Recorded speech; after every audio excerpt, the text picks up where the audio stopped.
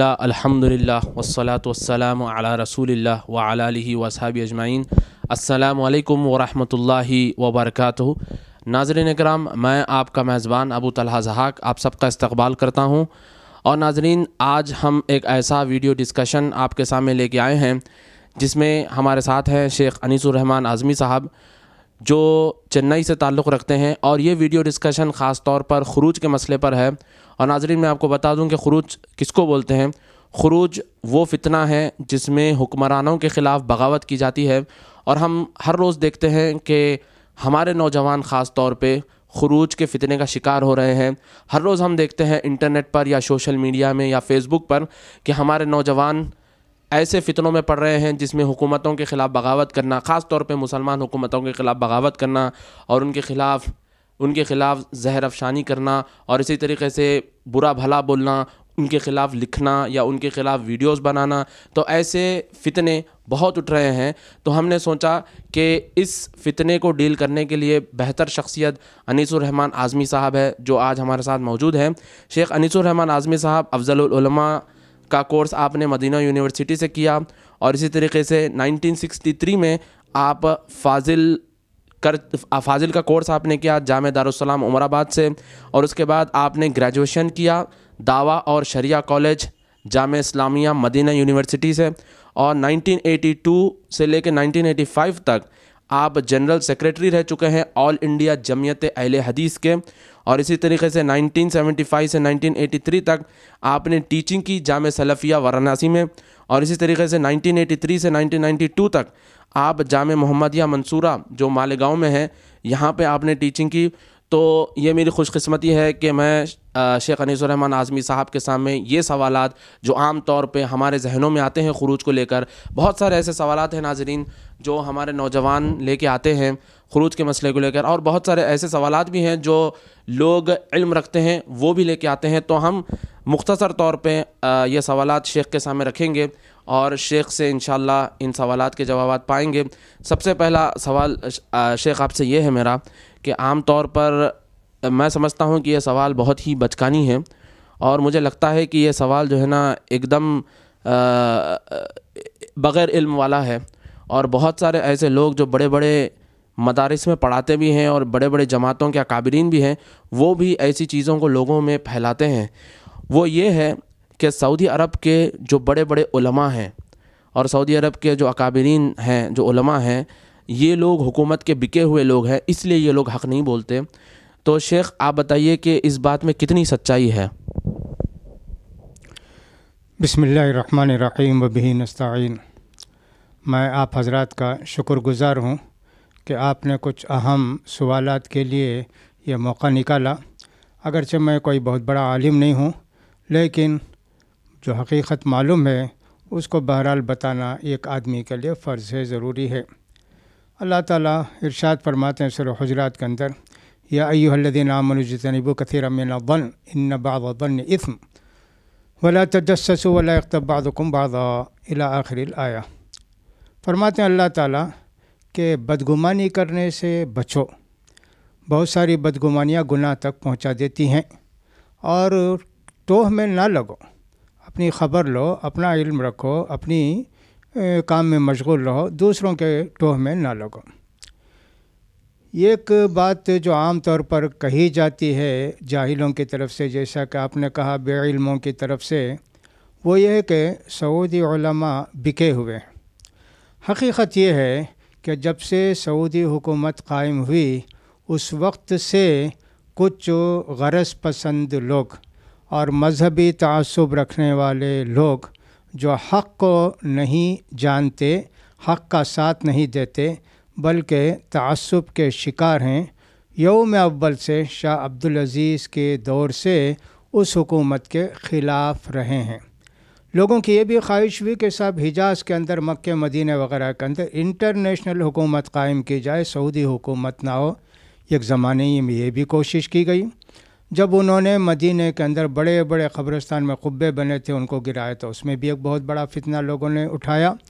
اس طرح کے بہت ساری باتیں یوم اول سے ہو رہی ہیں، لیکن ان لوگوں نے یہ نہیں کبھی بتایا کہ صاحب سعودی حکومت سے فلاں حکومت دنیا کی بہتر ہے، वहाँ इस्लामी हुदूद कायम हैं, इस्लामी अहकाम पर अमल होता है, कभी ये नहीं बता सके। ये भी शैतान का बहुत बड़ा फितना है कि जो कुछ अच्छे काम करते हैं उन्हीं के पीछे लोग पड़ते हैं, जो बुरे काम करते हैं उनको नज़रअंदाज कर देते हैं। इनको चाहिए कि साहब कोई ऐसी हुकूमत हमारे सामने पेश करें जो इस्लामी क़वानीन को नाफिज करती है, इस्लामी अहकाम पर अमल करती है। ये सारी बातें अगर वो पेश करते तो ठीक, हम भी कहते हैं हाँ साहब ये हुकूमत तो ठीक नहीं है, वो हुकूमत ठीक है। इनके पास सिर्फ़ एक मनफी पहलू है, एतराज़ करने के लिए एक हुकूमत को उन्होंने मुंतखब कर लिया और इसके पीछे गरज उनकी यही है कि अपने मसलक की तरवीज व इशाअत हो, अपने मसलक का वहाँ चाल चलन। सऊदी हुकूमत आने से पहले दुनिया जानती है कि 500 साल तक लोगों ने 4 क़िबले की तरफ नमाज़ पढ़ी। क़िबला तो एक ही था, लेकिन 4 दीवार को क़िबला बना के उन लोगों ने इतने साल तक 824 हिजरी से लेके सऊदी हुकूमत के क़ियाम तक, इसको कोई मानेगा? लेकिन हकीकत यही है, सऊदी हुकूमत ने आके फ़ौरन 4 क़िबले ख़त्म किए, 4 मुसल्ले ख़त्म करके एक ही क़िबले को नाफिज किया। ये कितने महासिन हैं। सऊदी अरब में उससे पहले जितनी हुकूमत थी, इल्म से कोई ताल्लुक़ किसी का नहीं था। हज को जाते रो धो के यहाँ से जाते थे, पता नहीं वापस आएंगे कि ज़िंदा सलामत नहीं। हर तरफ लूट मार, हर तरफ की बिदअत खुराफत जो कुछ थी। तारीख़ अगर पढ़ें सऊदी अरब से के दौर से पहले की तारीख़ सऊदी अरब की, तो उनकी आँखें खुल जाएंगी कि जिस हुकूमत ने इतने काम किए अच्छे, उस हुकूमत के ख़िलाफ़ एक तो कहना कि साहब वो हुकूमत ऐसी है वैसी है, और फिर दूसरे उलमाए किराम के मुतल्लिक़ कहना, ये भी बहुत बड़ी जुर्रत की बात है। ये समझिए कि साहब कुछ लोग अपने उलमा को भूलकर दूसरे उलमा को तलाश करते हैं। ये भी एक बहुत बड़ा नक्स है। उनके उलमा के अंदर 100 बुराइयाँ होंगी, उसको भूल जाएंगे, लेकिन अपने सिवा जो आलिम होंगे उनका 4 बुराइयाँ भी होंगे तो उनको बहुत फैलाकर बताने की कोशिश करेंगे। अल्हम्दुलिल्लाह सऊदी उलमा कभी बिके हुए नहीं थे और हम उनसे हुस्न अक़ीदत रखते हैं। हमने 4 साल मदीना मुनव्वरा के अंदर गुजारे हैं, असातिज़ा को भी देखा, वहाँ के हुक्मरानों को भी देखा, सब को देखा। अल्हम्दुलिल्लाह वहाँ के उलमा के ताल्लुक़ से इस तरह की कोई बात कहना ये बहुत बड़ी गुमराही है, जिहालत है और उलमा की नाक़दरी है, और इसके मुतल्लिक़ क़ियामत में सवाल होगा। लिहाजा अगर उनके पास कोई सबूत हो कि साहब उलमा बिके हुए हैं तो उनको बताना चाहिए कि साहब देखो इतने रियाल वो लेके इस फतवे को छुपा दिए, इस हकीकत को छुपा दिए। ऐसी कोई बात नहीं थी। लेकिन इसका ये मतलब नहीं है कि वो उलमा मासूम हैं। उनके फतवे में कभी गलती हुई होगी, ये दूसरी बात है, लेकिन वो रियाल की बुनियाद पर या एक ऐसा पैसे की बुनियाद पर नहीं हुई। दूसरी बात यह है, इन उलमा इन जाहिलों का या कम इल्म लोगों का ख़याल ये है हुकूमत के वक्त के ख़िलाफ़ बगावत करना, लोगों को उकसाना और छोटे छोटे बातों को लेकर उसका बतंगड़ बनाना, ये सब चीज़ें गोया उनके पास हक़ पसंदी है या हक़ का इजहार है। मसलिहत जिसमें होती है उलमा उसी को मद्देनज़र रखते हैं। लिहाजा तारीख़ से जो शख्स जाहिल होगा, नहीं पढ़ा होगा इस्लामी तारीख़ को, बनु उमैया के दौर को, बनु अब्बासिया के दौर को, वही आदमी ऐसी बात कहेगा। इमाम अहमद बिन हम्बल रहमतुल्लाह अलैह के ज़माने में कितने बड़े फितने खल्क़े कुरान वगैरह के हुए, क्या अहमद बिन हम्बल बिके हुए थे? अल्लाह अकबर। उन्होंने कहा कि अगर अल्लाह ताला मुझसे ये कहे कि तुम्हारी सिर्फ़ एक दुआ मैं कबूल करूँगा तो मैं अपने खलीफा मुअतसिम के लिए दुआ करूँगा कि अल्लाह ताला उसके इबादतों को कबूल करे। ऐसे ऐसे उलमा थे। क्या बिके हुए थे वो? हुकूमत का साथ देने का ये मतलब नहीं है कि साहब हुकूमत जो भी करे उसको नज़रअंदाज करें, ऐसे नहीं है। वो कहते भी थे ये मसला ना सहाबा ने छड़ा ना अल्लाह के रसूल ने बताया, इसको मत कहिए, लेकिन बगावत की बात दावत कभी उन्होंने नहीं दी। लिहाजा बहुत बड़ी गुमराही मैं समझता हूँ जो आम तौर पर अपने लोग भी शिकार हो गए दूसरों के उकसावे में आकर। जैसा कि मैंने शुरू ही में कहा कि यौम अव्वल से एक तबक़ा हिंदुस्तान का और पाकिस्तान का, जबकि हिंदुस्तान पाकिस्तान के उलमा متفق ہو کر سعودی حکومت کو مجبور کرنا چاہتے تھے کہ یہاں فلاں حنفی طریقہ ہو، تقلیدی طریقہ ہو، فلاں ہو۔ حکومت سعودی عرب نے کبھی اس کو نہیں مانا، جب سے ان کے ذہن میں یقیناً کیڑے رونتے ہیں اور سب وہ چاہتے ہیں کہ حکومت کے خلاف کچھ نہ کچھ کہتے رہیں۔ وقتاً فوقتاً یہ لوگ اس طرح کھیل کھیلا کرتے ہیں، اس میں ہمارے کچھ نوجوان شریک ہو جاتے ہیں، جو بڑے افسوس کی بات ہے۔ تو لہٰذا علماء کے خلاف اس طرح کی بدظنی رکھنا یہ بہت بڑا جرم ہے، بہت بڑا گناہ ہے۔ اللہ ان کو نیک توفیق نصیب فرمائے۔ جزاک اللہ شیخ۔ ناظرین، جیسے کہ شیخ نے بتایا ہے کہ جو لوگ سعودی عرب کو گالی دیتے ہیں ان کا مقصد حکمرانوں کو گالی دینا نہیں ہوتا، بلکہ ان کا مقصد ہوتا ہے کہ سعودی علماء کو گالی دے اور لوگوں کو علماء سے دور کرے، علم سے دور کرے، اور اسی طریقے سے ان کا مقصد ہوتا ہے کہ وہ اپنے مسلک کی، اپنی دکان کی نشر و اشاعت کرے۔ اسی طریقے سے ایک اور سوال شیخ میں آپ سے پوچھنا چاہوں گا، وہ یہ ہے کہ ہمارا مقصد حیات کیا ہے؟ کیا اللہ تعالیٰ نے ہم کو حکومت لانے کے لیے پیدا کیا ہے یا پھر اللہ تعالیٰ نے ہم کو عبادت کے لیے پیدا کیا ہے؟ سورہ زاریات کے اندر تو اللہ تعالیٰ نے ارشاد فرمایا وَمَا خَلَقْتُ الْجِنَّ وَالْإِنسَ إِلَّا لِيَعْبُدُونَ، میں نے جن و انس کو اپنی عبادت کے لیے پیدا کیا ہے، اور یہی مقصد حیات ہے کہ صاحب اللہ کی رضامندی پر عمل کرتے ہوئے آدمی زندگی گزارے اور صاحب برائیوں کو روکیں، نیکیوں پر عمل کرے۔ یہ تو مقصد حیات ہے کہ صاحب عبادتی زندگی گزاری جائے۔ حکومت صرف ایک وسیلہ ہے، مقصد ہمارا عبادت ہے۔ ہم نے دیکھا کہ جو لوگ حکومت کا نعرہ لے کر اٹھتے ہیں، حکومت قائم کرنا چاہیے، کتنی جگہ ان لوگوں نے ٹھوکریں کھائیں۔ مثلاً ہمارے ہاں جماعت اسلامی بھی ہے جو حکومت الہیہ کے قیام کی دعوت دیتی تھی شروع میں، اور اس کے بعد انہوں نے اس کو دوسرے نام دے کر دوسرا لفظ استعمال کیا اقامت دین کے نام سے۔ لیکن اقامت دین تو پہلے اپنے نفس پر ہوتا ہے، اپنے افراد پر ہوتا ہے، اپنے گھر والوں پر ہوتا ہے۔ یہ نہیں کہ صاحب اقامت دین کوئی آسمانی چیز ہے، تارا ہے جس کو توڑ کر لانا ہے، ایسے تو نہیں ہے۔ ہم دیکھتے ہیں کہ صاحب یہ لوگ جو دعوت دیتے ہیں عبادت سے کافی دور رہتے ہیں۔ ان کے ہاں چند مراسم کی ادائیگی کا نام عبادت ہے، اس کے سوا اپنے آپ کو کلی طور پر جس کو کہ اسلام کہتے ہیں اللہ کے حوالے کر دینا، یہ ہم نے بہت کم دیکھا ہے، اور اللہ کو بہتر معلوم ہے دل کی کیفیت کیا ہے۔ جب پاکستان بنا تو مولانا مودودی صاحب یہاں سے ہندوستان چھوڑ کے وہاں گئے، اور ان کا یہی نعرہ تھا کہ صاحب حکومت اسلامی قائم کرنی ہے۔ الیکشن میں کھڑے ہوئے، کچھ بھی ان کو ریسپانس نہیں ملا، اس لیے کہ افراد سازی سے کے بغیر حکومت قائم کرنا یہ بہت بڑی جہالت ہے۔ افراد سازی پہلے ہوتی ہے، اللہ کے پیارے رسول نے افراد سازی کی، خود بخود حکومت قائم ہوئی۔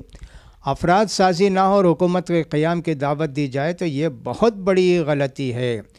یہاں تک بھی ان لوگوں نے کیا کہ صاحب جب فاطمہ جناح کھڑی ہوئی الیکشن میں ایوب خان کے خلاف تو انہوں نے فاطمہ جناح کی تائید کی۔ یہ اسلام کا کتنا بنیادی اصول ہے، لن یفلح قوم ولو امرہم امرأۃ، وہ قوم کبھی کامیاب نہیں ہو سکتی جنہوں نے کسی عورت کو حاکم بنا لیا۔ سارے لوگ پاکستان میں جماعت اسلامی کے مودودی صاحب فاطمہ جناح کی تائید کیے ایوب خان کے خلاف، یہ کتنی بڑی غلطی تھی۔ یہ جو مقصد بتا دیا گیا کہ حکومت کا قیام یہی ہماری مقصد تخلیق ہے، سب سے بڑی غلطی ہے۔ انبیاء اکرام نے کبھی اس کی دعوت نہیں دی حکومت کی۔ انبیاء اکرام میں داؤد علیہ السلام، سلیمان علیہ السلام کتنے ملوک تھے، بادشاہ تھے، لیکن انہوں نے بادشاہت کی دعوت کبھی نہیں دی، افراد سازی کی۔ وہی ہمارے لیے بھی ضروری ہے، حکومت کا حصول ہمارا مقصد نہیں ہے۔ احکام کی تنفیذ میں بہت سارے وسائل میں جیسے تزکیہ ہے، تذکرہ ہے، بہت سارے وعظ، نصیحت، جمعے کے خطبے ہیں، اس طرح ایک طاقت کی چیز حکومت بھی ہے، لیکن بنیاد وہ نہیں ہے۔ بنیاد تو ہمارے مقصد تخلیق عبادت ہے اللہ کی، جیسا کہ سورہ زاریات کی آیت میں نے پڑھ کر سنائی۔ لہٰذا حکومت قائم کرنا یہ کبھی کسی کا مقصد نہیں تھا، انبیاء کرام نے بھی اس کی دعوت نہیں دی، اور شریعت نے بھی اس کے متعلق ہم کو نہیں بتایا کہ حکومت قائم کرنا چاہیے۔ جماعتی زندگی ہو، عبادتی زندگی، یہی ہم کو تعلیم دی گئی ہے، ہمارا مقصد حیات یہی ہے۔ شیخ میں آپ سے ایک اور سوال کرنا چاہوں گا، وہ یہ ہے کہ کتنے انبیاء حکومت لانے میں کامیاب ہوئے ہیں؟ کیونکہ آپ نے جیسے ذکر کیا ہے جماعت اسلامی کا، تو میں پہلے جماعت اسلامی کے اجتماعات میں بیٹھتا تھا تو وہ لوگ بتاتے تھے کہ انبیاء کا مقصد اقامت دین ہے، حکومت لانا ہے۔ تو یہ میرا سوال ہے کہ کتنے انبیاء حکومت لانے میں کامیاب ہوئے ہیں؟ انبیاء کرام کا مقصد کبھی حکومت لانا نہیں تھا، یہ بہت بڑی غلطی ہے۔ جتنی سورہ اعراف کی آیت میں ہم دیکھتے ہیں کہ سارے انبیاء کرام نے یہی دعوت دی کہ عبادت کرو اللہ کی، ما لکم من الہ غیرہ، اللہ کے سوا عبادت کے لائق کوئی نہیں ہے۔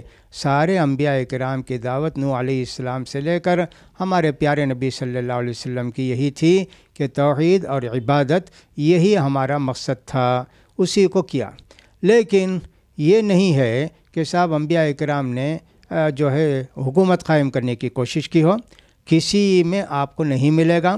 موسیٰ علیہ السلام کے متعلق آپ جانتے ہیں کہ صاحب موسیٰ علیہ السلام بنو اسرائیل کے بہت ایک اولوالعزم من الرسل، 5 نبیوں میں، بزرگ نبیوں میں سے، جو سارے انبیاء کرام کے نبیوں میں بزرگ تھے 5، ان میں سے ایک موسیٰ علیہ السلام بھی ہیں۔ ان کے بعد کے واقعے میں سورہ بقرہ میں آپ دیکھیں گے کہ صاحب وہ بادشاہ سے ان لوگوں نے کہا قالوا اجعل لنا ملکا نقاتل فی سبیل اللہ، انہوں نے کہا کہ ہم کو ایک بادشاہ مقرر کرو کہ ہم لڑیں اس کی قیادت میں۔ تو حکومت، اگر انبیاء کرام کا مقصد حکومت کا قیام تھا تو کیوں نہیں کہتے وہ اپنے نبی سے کہ صاحب ایک بادشاہ مقرر کرو؟ کہتے تم خود بادشاہ ہو، چلو تمہاری قیادت میں لڑتے ہیں۔ لیکن انہوں نے یہ نہیں نہ کہا، درخواست کی کہ ہمارے لیے اجعل لنا الہا کما لہم آلیہ، وہ بنو اسرائیل کی وہ بھی ذہنیت تھی ایک طرف، کہ صاحب دوسری طرف یہ ہے کہ ہمارے لیے ایک بادشاہ مقرر کیجئے جس کے تحت ہم لڑیں۔ تو نبی خود جب حکومت قائم کرنے کے لیے آیا ہے تو وہ کیوں کہتے کہ بادشاہ کو لے کر آؤ؟ ایسا نہیں تھا، کسی بھی نبی نے کبھی حکومت کے اقامت کی دعوت نہیں دی، حکومت کے قیام کی دعوت نہیں دی، بلکہ بنو اسرائیل کی پوری تاریخ آپ دیکھیے، ایک نبی اور ایک حاکم ہوتا تھا، ایک ملک ہوتا تھا۔ ہاں، سلیمان علیہ السلام کو دونوں پوسٹ مل گئے، داؤد علیہ السلام کو بھی اللہ تعالیٰ نے خلیفہ بھی بنایا اور سب نبی بھی بنایا، اسی طرح تھا۔ لیکن حکومت کی دعوت کسی نبی نے نہیں دی، یہ انبیاء کرام کا ہرگز منہج نہیں تھا۔ وہ میں نے جیسا کہ کہا کہ صاحب حکومت ایک وسیلہ ہے احکام کی تنفیذ کا، وہ خود مقصد زندگی نہیں ہے۔ شیخ، ایک اور سوال جو عام طور پہ لوگوں کے ذہن میں آتا ہے وہ یہ ہے کہ توحید حاکمیہ کیا ہے؟ وہ لوگ بولتے ہیں کہ توحید حاکمیہ کی تشریح ہوئی تھی تاریخ میں، بعد میں اس کو توحید العبادہ سے جدا کر دیا گیا۔ تو توحید الحاکمیہ ہے کیا، اور اس کو تاریخ میں پہلے کہاں استعمال کیا گیا تھا، اور اس کو کیوں نکالا گیا؟ یہ ایک الزام ہے کہ صاحب توحید حاکمیت کوئی چیز تھی، کبھی تاریخ میں اس طرح کی کوئی چیز نہیں ملتی۔ جن لوگ اس کا دعویٰ کرتے ہیں کہ توحید حاکمیت تھی، اس کو توحید عبادت سے بدل دیا گیا، ان کو بتانا چاہیے ایاک نعبد و ایاک نستعین کی جو تفسیر کی ہے، اس کو عبادت کو اطاعت کے معنی میں لا کر، اطاعت کو لا کے حاکمیت کے معنی میں لا کر ایک تفسیری تحریف کی گئی جماعت اسلامی کی طرف سے، اور یہ انتہائی بہت بڑی غلطی تھی۔ اس کے خلاف لوگوں نے اپنے زمانے میں لکھا، تو لہٰذا توحید عبادت ہی کا ثبوت ہم کو کتاب و سنت سے ملتا ہے، توحید حاکمیت کا کوئی ثبوت ہم کو نہیں ملتا ہے۔ اور بار بار جو حکومت کے متعلق لوگ کہتے ہیں، ہم نے کہا کہ حکومت کا قیام ہمارا مقصد زندگی نہیں ہے۔ جو مقصد زندگی نہیں ہے اس کے متعلق کیسے قرآن کہے گا، یا یہ لوگ کہیں گے کہ توحید حاکمیت بھی کوئی چیز تھی؟ کہیں کہ ہم کو اس کا ثبوت نہیں ملا۔ اگر ان کے پاس کوئی ثبوت ہے تو اس کو پیش کریں۔ جی، جزاک اللہ شیخ۔ شیخ، ایک اور سوال جو آتا ہے وہ یہ ہے کہ ہم جیسا ہندوستان میں رہتے ہیں، بہت سارے ایسے لوگ ہیں جو برٹین میں رہتے ہیں، یو ایس میں رہتے ہیں، تو جو لوگ غیر اسلامی ملکوں میں رہتے ہیں اور وہاں پہ ٹیکس بھر رہے ہیں، تو عام طور پہ یہ کہا جاتا ہے کہ جو لوگ غیر اسلامی ملکوں میں رہ کے ٹیکس بھرتے ہیں وہ کفر کر رہے ہیں۔ تو یہ بات کس حد تک صحیح ہے؟ یہ بھی ایک غلط نظریہ ہے، غلط بات ہے۔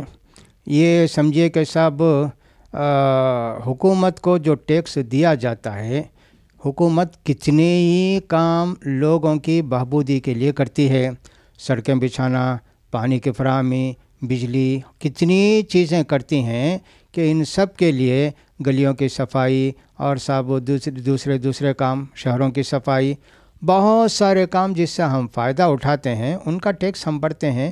یہ کفر کیسے ہوگا؟ کس بنیاد پر یہ کہا جاتا ہے کہ یہ کفر ہے؟ اچھے کام میں، نیکی کے کاموں میں اگر کوئی مدد کرتا ہے، کسی کا تعاون کرتا ہے، تو کفر کیسے ہو جائے گا؟ یہ بھی ایک عجیب و غریب سوال ہے، یا ایک صاحب عجیب و غریب بات ہے کہ کہ ان کو ٹیکس بھرنا کفر ہے، یہ نہیں کہا کہ گناہ ہے، لیکن کہہ دیا صاحب کفر ہے غیر اسلامی حکومت کو ٹیکس بھرنا۔ کس بنیاد پر ٹیکس بھرنا کفر ہے؟ کفر کی تعریف کیا ہے اس کو واضح کیجئے۔ اللہ کا انکار، اللہ سے بغاوت، اور صاحب اللہ کی عبادت سے بغاوت، یہ کفر ہے۔ کسی کا تعاون کرنا اور صاحب اچھے کاموں میں، اسپتالوں کے قیام میں، دواؤں کی تقسیم میں، فلاں میں، اس کو کفر کیسے جوڑا گیا؟ کفر تو عقیدے کی بات ہے، اور صاحب اس عقیدے کو بنیاد پر جو عمل ہوتے ہیں اس کی بات ہے۔ یہاں کون یہ سمجھتا ہے کہ صاحب برطانیہ کو، انڈیا کو جو ٹیکس دیا جاتا ہے یہ جو ہے مسجد بنانے کے لیے، فلاں کے لیے ہے اور یہ ثواب ہے، کون سمجھ کے دیتا ہے؟ جو کام حکومت اچھے کرتی ہے اس کے تعاون کے لیے آدمی ٹیکس بھرتا ہے، تو اس میں کفر کیسے ہو گیا؟ یہ بھی ایک لاعنی سوال ہے کہ صاحب ان کا ٹیکس بھرنا کفر ہے۔ جماعت اسلامی کا قیام جب شروع میں ہوا تھا تو مودی صاحب وغیرہ نے فتویٰ یہ دیا تھا یہ طاغوتی حکومتیں ہیں، ان کا تعاون کرنا کسی بھی معنی میں انتہائی گناہ ہے، بلکہ ایک طرح سے طاغوتی نظام کا ساتھ دینا ہے۔ اس وقت جماعت اسلامی کے جتنے لوگ حکومت کے عہدوں پر تھے سب نے استعفیٰ دے دیا کہ صاحب طاغوتی نظام کی شرکت گئے۔ بعد میں چل کر طاغوتی نظام جس کو کہتے تھے اس کے الیکشن کے لیے بھی تیار ہو گئے، اور صاحب اس میں ممبر بننے کے لیے بھی تیار ہو گئے۔ حکومت کے بہت سارے مقاصد ہوتے ہیں، ان کو سمجھے بغیر حکومت کے متعلق اس طرح کا فتوے دینا یہ بھی گویا ایک طرح کی غلطی ہے، نادانی ہے۔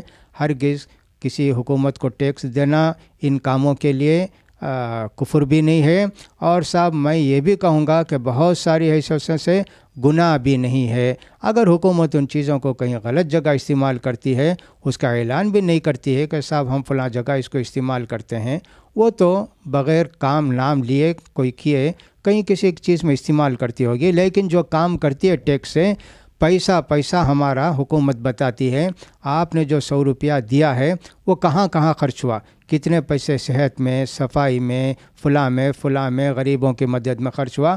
ہر سال حکومت اعشاریہ نکال کر بتاتی ہے کہ اتنے اعشاریہ فلاں کام میں خرچ ہوا ہے، تو کفر کیسے ہو گیا ہم کو سمجھ میں نہیں آیا۔ اس کا مطلب یہ ہوا کہ آپ کوئی غریب ہے، فقیر ہے، اس کو آپ نے 4 پیسہ دے دیا، وہ مسلم نہیں ہے تو یہ بھی کفر ہو گیا، گویا آپ نے اس کو بھی مدد کی تو بہت بڑا کفر ہو گیا۔ فرض کیجئے سڑک بچھانے کے لیے محلے میں چندہ کیا گیا کہ صاحب یہ سڑک ہماری خراب ہے، اس کو بچھانا ہے، ہر آدمی ٹیکس دے، اس کے اندر مسلمان بھی تھے، غیر مسلم بھی تھے، آپ نے کہہ دیا کفر ہے، یہ سڑک نہیں بچھے گی، تو اس طرح کی بات ہو جائے گی نا۔ تو لہٰذا کفر کا فتویٰ کیسے دیا؟ کوئی گناہ کہتا تو وہ بھی شاید قابل قبول نہیں تھا، لیکن پھر بھی وہ کفر سے نیچے ہے، یہ ہو سکتا تھا۔ لہٰذا یہ بھی غلط بات ہے جو کہی جاتی ہے، ہم اس کے متفق نہیں اس سے۔ جزاک اللہ خیر شیخ۔ ناظرین، جیسے کہ شیخ نے بتایا ہے کہ غیر اسلامی ملکوں میں اگر ہم رہتے ہیں اور ان کو ٹیکس بھرتے ہیں تو یہ کفر نہیں ہے، بلکہ ہم دیکھتے ہیں کہ بہت ساری ایسی تنظیمیں اس بات کو اعلان کرتی ہیں کہ ہم غیر اسلامی ملکوں میں رہتے ہیں، ان کو ٹیکس بھر رہے ہیں تو یہ کفر ہے۔ تو شیخ نے بتایا کہ کفر ہے ہی نہیں بلکہ گناہ بھی نہیں ہے، تو ایسا مسکنسیپشن رکھنا بالکل غلط ہے۔ ایک اور سوال شیخ آپ سے میرا یہ ہے کہ حکومتوں کے خلاف بغاوت کرنا اور ان کے خلاف مظاہرے کرنا اور حکومتوں کے خلاف کام کرنا یا ان کے خلاف لکھنا کیا اسلاف سے ثابت ہے؟ اگر ہے تو ہم کیوں نہیں کرتے، اور اگر نہیں ہے تو اسلاف کا کیا عمل رہا ہے؟ خلفائے راشدین کی حکومت کے بعد ہم دیکھتے ہیں کہ بنو امیہ کی حکومت قائم ہوئی۔ بنو امیہ کی حکومت کے بعد بنو عباسیہ کی حکومت قائم ہوئی۔ بنو امیہ کی جب حکومت قائم ہوئی تو بہت سارے ہمارے علماء کرام تھے، ہمارے سلف صالحین تھے، انہوں نے کبھی کسی حکومت کے خلاف بغاوت کبھی نہیں کی، مظاہرے کبھی نہیں کیے، لوگوں کو جمع کبھی نہیں کیا۔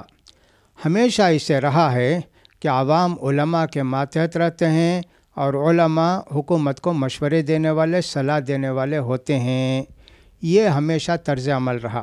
غلطی اگر ہوتی ہے حکومتوں سے تو علماء اس کی نشاندہی کرتے ہیں، اس کے باوجود کوئی حاکم اس پر مصر رہتا ہے تو علماء نے کبھی عوام کو جمع نہیں کیا کہ ان کے خلاف بغاوت کرو، ان کے خلاف مظاہرے کرو۔ پوری تاریخ کے اندر ہم کو اس کا کوئی ثبوت نہیں ملتا۔ کہاں ثبوت ملتا ہے؟ حضرت حسین رضی اللہ تعالیٰ یزید رحمہ اللہ کے خلاف نکلے، خروج کیے، کس لیے تھی وہ، ان کا خروج کس لیے تھا؟ کیا یزید غیر مسلم تھا، غیر مسلم تھے، یا یزید کے زمانے میں کوئی دوسرے کام ہوتے تھے؟ کچھ نہیں نا۔ یہ ایک بات جو ذہن میں آئی کہ صاحب باپ کے بعد بیٹا کیوں خلیفہ بنے؟ اگر یہ بات تھی تو حضرت علی کے بعد حضرت حسن رضی اللہ تعالیٰ عنہ کیسے خلیفہ بنے؟ تو وہ بھی باپ بیٹے ہی نہ تھے، حضرت حسن رضی اللہ تعالیٰ عنہ، حضرت علی رضی اللہ تعالیٰ عنہ، وہ کیسے جائز ہو گیا؟ دوسری بات یہ کہ ایک اکثریت یزید کے ہاتھ پر بیعت کر چکی تھی، اور حضرت معاویہ رضی اللہ تعالیٰ نے صحابہ اکرام سے مشورہ لے کر یزید کو اپنا خلیفہ نامزد کیا تھا۔ اگرچہ کچھ صحابہ نے یہ بھی کہا تھا کہ یہ مناسب نہیں ہوگا، چھوڑ دیجئے اس معاملے کو، مسلمان خود اپنے ثواب دید پر کر لیں گے، لیکن صحابہ میں سے بہت سارے لوگوں نے فتنے کو جنہوں نے دیکھا تھا حضرت علی حضرت معاویہ کے زمانے کے، ان لوگوں نے اس کو مصلحت سمجھا۔ یہ سارے مسائل تک خروج کسی نے نہیں کیا۔ حضرت حسین رضی اللہ تعالیٰ عنہ کس لیے وہاں گئے؟ کیا اسلامی حکومت کے اسلامی نظام نہیں تھا، اسلامی حکام کا نفاذ نہیں تھا؟ وہ تو یہ کہ میں خلیفہ بننا چاہتا ہوں، لہٰذا وہ خروج کی تاریخ ہم کو وہاں سے ملتی ہے۔ بنو امیہ کی حکومت میں بھی اور بنو عباسیہ کی خلافت میں کتنے لوگ حضرت علی رضی اللہ تعالیٰ عنہ کے نسل کے لوگوں نے حاکم وقت کے خلاف بغاوت کی، کتنے لوگ اس کے اندر مارے گئے، شہید ہوئے یا مارے گئے، جو بھی کہیں، یہ سب تھی۔ لیکن کبھی ایسے نہیں ہوا کہ صاحب اس کو جواز کا فتویٰ علماء نے دیا ہو، کبھی ایسے نہیں ہوا ہو، کبھی نہیں ایسے نہیں ہوا۔ امام ابن تیمیہ رحمۃ اللہ علیہ ہوں، امام احمد بن حنبل رحمۃ اللہ علیہ ہوں، حسن بصری رحمۃ اللہ علیہ، کتنے ہی لوگ ہمارے اپنا خون دے دیا، اپنی جان دے دی، لیکن کبھی لوگوں کو مظاہرے اور بغاوت کی دعوت کبھی نہیں دی۔ جن لوگوں نے بھی اسی حرکت کی ان کا انجام انتہائی برا ہوا، اور یہ شریعت کے خلاف ہے۔ اللہ کے پیارے رسول صلی اللہ علیہ وسلم بھی جب بتاتے تھے کہ ایسے ایسے حاکم پیدا ہوں گے تو صحابہ پوچھتے تھے اللہ کے رسول ہم ان کے خلاف بغاوت نہ کریں، تو اللہ کے رسول نے سختی سے منع کیا، کہا صبر کرو، صبر کرو۔ کب تک صبر کرو گے؟ حتیٰ تلقونی علی الحوض، قیامت میں جب حوض کوثر پر اس وقت تک صبر کرو۔ یہ ایک مومن کا شیوا یہی ہوتا۔ یہ فتنہ اس لیے ہوا کہ عوام علماء کے ماتحت رہنا چاہیے، وہ نہ ہو کر عوام خود علماء بن گئے، اپنے آپ کو اہل علم سمجھنے لگے، اپنے آپ کو اس قابل سمجھنے لگے، ہم قیادت کے لائق ہیں۔ یہ فتنہ وہاں سے شروع ہوا۔ آج بھی صالح علماء کبھی بغاوت کی دعوت، مظاہرے کی دعوت ہرگز نہیں دیں گے۔ جی جزاک اللہ خیر شیخ آپ نے بتایا ہے کہ ایک حدیث میں آتا ہے کہ صبر کرو اور حکمرانوں کے خلاف بغاوت مت کرو، تو ہم کس حد تک صبر کر سکتے ہیں؟ کیا ہم حکمرانوں کی ہر غلطی پر پردہ ڈالیں گے یا اسے عوام میں بیان کریں گے؟ اور جب تو مسلمان حکمراں آپس میں لڑتے ہیں تو ہم کو کیا کرنا چاہیے؟ آدمی کو اپنے دائرے میں رہ کر بات کرنا چاہیے۔ کوئی انڈیا میں رہے سعودی عرب کی بات کرے، کوئی انڈیا میں رہے حکومت نظام سیریا کا نظام بدلنے کی کوشش کرے، یہ اپنے دائرے سے نکل کر ان کے لیے دعا کرنا، ان کے لیے بد دعا کرنا، یہ آپ کر سکتے ہیں کہ صاحب ان کو نیک ہدایت دے، ان کو فلاں دیں فلاں دیں، یہ تو آپ کر سکتے ہیں۔ لیکن اس حکومت کے خلاف پالیسی بنانا، یہاں بیٹھ کر اور فلاں کرنا، یہ بھی ایک بچوں کا کھیل ہے یا بچوں کا دماغ ہے سمجھیے۔ تو لہٰذا بغاوت آپ نے کہا کہ صبر کب تک کرنا چاہیے؟ سلف صالحین میں دیکھ لیجئے صبر کب تک کیا انہوں نے، موت تک صبر کیا، اور اس کا اجر پائیں گے وہ۔ انما یوفی الصابرون اجرهم بغیر حساب۔ مصیبت میں، مشکلات میں، دین پر عمل کرنے میں جو بھی تنگیاں پریشانیاں ہوتی ہیں ان سب میں آدمی صبر کرتا ہے، لیکن دین کا دامن نہیں چھوڑتا ہے، اور دین کا دامن چھوڑ کے بغاوت نہیں کرتا ہے۔ لہٰذا اگر بادشاہ وہاں مختلف ہیں، آپس میں اختلافات کرتے ہیں، آپ کوئی ایسا کام یہاں کر کے بتائیں ہماری پوری جماعت متحد ہو جائے۔ صرف ہندوستان کی ایک مثال لے لیں، سب مسلمانوں کی ایک تنظیم ہے، کتنی تنظیم ہے، سب مل کر طے کر لیں صاحب یہ کوئی بھی تفریق مسلمانوں کے فرقوں کے مابین نہیں، سب ایک ہیں، کیا اس کو مانیں گے یہ لوگ کہ سب ایک ہیں؟ کبھی نہیں مانیں گے۔ اپنے شہر کے اندر، بھائی پورے ملک کی بات تو اپنے صوبے کے اندر کر کے بتائیں، اپنے شہر کے اندر کر کے بتائیں، صاحب ایسے سے کوئی بات نہیں کہ اب سب ایک ہی ہو جائیں۔ یہاں بیٹھ کر آپ ایک چھوٹا کام اپنے محلے کا نہیں کر سکتے تو آپ چاہتے ہیں کہ صاحب پوری عرب دنیا کے اندر جا کر جال پھیلا کر سارے حاکموں کو برخاست کر کے اب آپ حکومت کرنے بیٹھ جائیں گے اور سب لوگ آپ کی بات مان لیں گے. یہ کہاں کی حرکت ہے؟ یہ کیسی بات ہے؟ ہم کو تو سمجھ میں نہیں آیا. صبر کب تک کرنا چاہیے؟ سلف صالحین کی مثال ہے کہ صاحب ہمارے علماء نے جنہوں نے کہ دین کے لیے اور عبادت کے لیے اپنی زندگیاں وقف کی تھی، کتنے لوگوں نے صبر کیا زندگی کے آخر تک. یہ مطلب نہیں کہ صاحب حاکم کی کسی غلطی کو بیان نہ کیا جائے.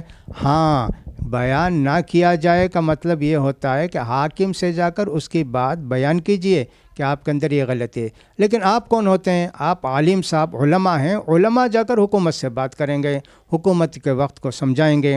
سعودی عرب کے اندر بھی علماء کونسل ایک چیز ہے. علماء کوئی بھی حکومت پالیسی اختیار کرتی ہے، علماء کونسل سے مشورہ کر کے اس پالیسی پر عمل کرتی ہے. کچھ مجبوریوں میں ہو سکتا ہے کہ صاحب علماء فتویٰ دینے کے باوجود حاکم وقت ان کے علماء کے فتوے کو جو بعض صورتوں میں امت کے مصلحت کو خیال کرتے ان کے خلاف ورزی کیے ہوں. لیکن سعودی عرب بھی ایک ایسا ملک ہے جہاں علماء کونسل ہے اور علماء کونسل کے مشورے سے حکومت پالیسی بناتی ہے. لہٰذا حکومتوں کے خلاف بغاوت کرنا بھی جائز نہیں، اور صبر نہ کر کے صبر کا دامن چھوڑ دینا یہ بھی ٹھیک نہیں ہے. حاکموں کی غلطی پر پردہ ڈالنا، پردے ڈالنے کی بات تو ہم نے نہیں کہی. ہم نے کہا کہ بیان کرنے کا طریقہ ہوتا ہے، کون جا کے کس سے بیان کرے گا. چونکہ ہمارے ہاں یہ ایک مصیبت ہم کو جو سمجھ میں آتی ہے، ہندوستان میں بہت سارے لوگ ہیں مسلمانوں میں، حنفی مذہب کو ماننے والے ہیں، فلاں کو ماننے ہیں، فلاں کو ماننے والے ہیں، سارے ان کے عوام علماء کے ماتحت ہیں. اس لیے ان کے یہاں یہ سب گمراہیاں نہیں ہیں. ہمارے کچھ اہل حدیث علماء جنہوں نے چند سطریں پڑھ کے اپنے آپ کو عالم سمجھ لیا، ان کا شکار سارے لوگ انہی کا کرتے ہیں کہ صاحب حنفیوں سلفیوں کو گمراہ کرنا بہت آسان ہے. اس لیے وہ علماء کے ماتحت نہیں ہیں. ان کے علماء کوئی بات کہتے ہیں اس کو مانتے نہیں ہیں، تو ان کو گمراہ کرنا بہت آسان ہے. ہمارے سلفی علماء جو کہ ہمارے سلفی عوام یا اہل حدیث عوام جو کہ علماء سے کٹے، وہ گمراہ ہوئے. صاحب کبھی تو اہل حدیث سے کتاب و سنت کے عامل تھے، کبھی جا کے اس کی تنظیم سے جمع ہو گئے اور سب حکومت کے خلاف بغاوت کرنے کا فتویٰ دینے لگے. ساری تنظیمیں دنیا کے اندر اپنے علماء کی بات کو مانتی ہے، ان کے اندر اتحاد و اتفاق ہے اور وہ لوگ ملے ہوئے ہیں. وہ صحیح ہے غلط ہے ان کا اتحاد، وہ دوسری بات ہے، لیکن اپنے علماء کی مٹھی میں ہے. ہمارے سارے عوام یہ سمجھتے ہیں کہ علماء ہماری مٹھی میں ہیں. یہ بہت بڑی بنیادی غلطی ہے جس کی وجہ سے ایسے ہوا. پردہ ڈالنے کی بات نہیں ہے میرے بھائی، کہنے والے کی بات کہنا چاہیے، کہنے والے سے کہنے والے کہنا چاہیے. شیخ، ایک اور سوال جو آتا ہے وہ یہ ہے کہ جو حضرت عثمان رضی اللہ عنہ کے ساتھ ہوا تھا وہ وحشیانہ بغاوت تھی، مگر ہم اتنی وحشیانہ بغاوت نہیں کرتے، بلکہ ہم مظاہرے کرتے ہیں، کینڈل لے کے نکلتے ہیں، پوسٹر لے کے نکلتے ہیں. تو بہت سارے لوگ کہتے ہیں کہ ہم اتنی وحشیانہ بغاوت تو نہیں کریں گے، مگر ہم جو حق ہے وہ روڈ پہ نکل کے کارڈ لے کے یا پوسٹ کارڈ لے کے ہم جو ہے نا پبلک کے سامنے نکلیں گے. تو ایسی بغاوت یا پھر ایسا پروٹیسٹ کرنا کیا یہ صحیح ہے؟ یہ سوچنے کا غلط انداز ہے. میں نے ابھی کہا کہ عوام علماء کے ساتھ ہوتے ہیں، علماء کے ماتحت ہوتے ہیں. لہٰذا یہ عوام کون ہوتے ہیں؟ مظاہرے کرنے والے، حکومت کے خلاف بغاوت کرنے والے. ان کی بغاوت کو پیسفل کیسے کہا جائے گا؟ ان کے مظاہرے کو پیسفل کیسے کہا جائے گا؟ ایک مظاہرے کو ہم مثال کے طور پر لے لیں، ساری ٹریفک جام ہو جائے گی، کتنے لوگ ایمبولینس لے کے نکلیں گے، ان کو راستہ نہیں ملے گا، ختم ہو جائیں گے، کتنی دکانیں جلائی جائیں گی، اور کچھ شر پسند لوگ آپ کے پرامن مظاہرے، آپ کے دعوے کے مطابق اس میں کسی نے بم گرا دیا یا کسی نے کچھ اور کر دیا. وہ جو پرامن مظاہرے تھے اشتعال میں بھر گئے. کون اس کی قیادت کرنے والا ہے؟ مظاہرے کی قیادت کرنا تو حاکم وقت کا کام ہے. یہ کب سے حاکم وقت بن کے مظاہرے نکالنے لگے؟ ان کو کیا حق ہے یہ کہنا کہ حضرت عثمان کے خلاف جو بغاوت ہوئی وحشیانہ تھی؟ وحشیانہ نہیں، کفر کی بغاوت تھی وہ، اور وحشت سے زیادہ بری بغاوت تھی وہ، اس میں کوئی شک نہیں. لیکن اس وقت بھی صحابہ کرام حضرت عثمان کے حکم کے ماتحت تھے. صحابہ کرام ان باغیوں کے خلاف خروج نہیں کیا، ان کو قتل نہیں کیا، حاکم وقت کو سمجھ کے کہ ان کے حکم کو ماننا ہے، اولو الامر منکم، اس کو انہوں نے فالو کیا اور سب اللہ کے رسول کی اس پیاری بستی کو خون خرابے سے بچایا، جیسا کہ حضرت عثمان رضی اللہ تعالیٰ عنہ کی خواہش تھی۔ لہٰذا تاریخ آپ پڑھیے پوری، تاریخ جب تک آپ نہیں پڑھیں گے اسلامی تاریخ، اس وقت تک اس طرح کی وادیوں میں آپ بھٹکتے رہیں گے، آپ کو کبھی راستہ نہیں ملے گا۔ لہٰذا آپ کون ہوتے ہیں؟ بغاوت کرنے والے، مظاہرے کرنے والے۔ آپ جس کو حق سمجھتے ہیں، کیا ساری دنیا اس کو حق سمجھتی ہے؟ کیا آپ جس کو صحیح سمجھتے ہیں ساری دنیا اس کو صحیح سمجھتی ہے گا؟ آپ بتائیے کہ ہمارے علماء سلف میں سے کتنے لوگوں نے بغاوت کی دعوت دی، کتنے لوگوں نے مظاہرے کیے؟ کوئی ایک مثال آپ دیں سلف کی تاریخ میں تو بالکل نہیں ملے گی آپ کو۔ تو لہٰذا یہ کہنا کہ ہمارے مظاہرے پرامن ہوتے ہیں، ہرگز نہیں پرامن ہوتے ہیں، پر خطر ہوتے ہیں۔ بہت ساری لوگوں کو مشکلات بیان ہوتی ہیں اس کے اندر، سب دکانیں بند کرو، فلاں نہیں کرنا، کتنے بچے مر جائیں گے، کتنے لوگ مریض مر جائیں گے، کتنے لوگوں کے راستے بند ہو جائیں گے، اور کتنی سب اس کے اندر بدنظمیاں ہوں گی۔ کہتے ہیں پرامن مظاہرہ ہے۔ یہ کہاں کا مظاہرہ ہم نے نہیں دیکھا؟ بابری مسجد کے مظاہرے ہوئے تو اس کے اندر کتنی سب شر و فساد ہوا، کتنے مسلمانوں کی جانیں گئیں، کیا کیا ہوا؟ یہ سب کوئی معمولی بات ہے کیا؟ آپ سلف کی تاریخ پڑھیے کہ صاحب ان کا طرز عمل کیا تھا۔ ہم تو اپنے دین کے نفاذ کے لیے سلف کے طریقے کو دیکھتے ہیں کہ اللہ اور اللہ کے رسول کی شریعت کو انہوں نے کیسے نافذ کیا، کیسے عمل کیا۔ اپنے خواہشات کر ہم عمل نہیں کرتے ہیں۔ آپ پوری تاریخ پڑھیے تو آپ کو اچھی طرح معلوم ہو جائے گا کہ کتنی بغاوتیں ہوئی، ان کا انجام کیا ہوا۔ لہٰذا یہ بالکل غلط ہے۔ جزاک اللہ خیر شیخ۔ ناظرین، جیسے کہ شیخ نے بتایا ہے کہ مظاہرے کرنا چاہے وہ وحشیانہ ہو یا پیسفل، بلکہ پیسفل مظاہرہ ہوتا ہی نہیں ہے بلکہ وہ پرقتل مظاہرے ہوتے ہیں، تو ایسے مظاہروں میں پارٹیسپیٹ ہونا یا نکلنا شریعتاً ثابت نہیں ہے۔ ایسے ہی ایک سوال اور آتا ہے شیخ، وہ یہ ہے کہ کیا ہم گزرے ہوئے حکمرانوں پر لعن طعن کر سکتے ہیں؟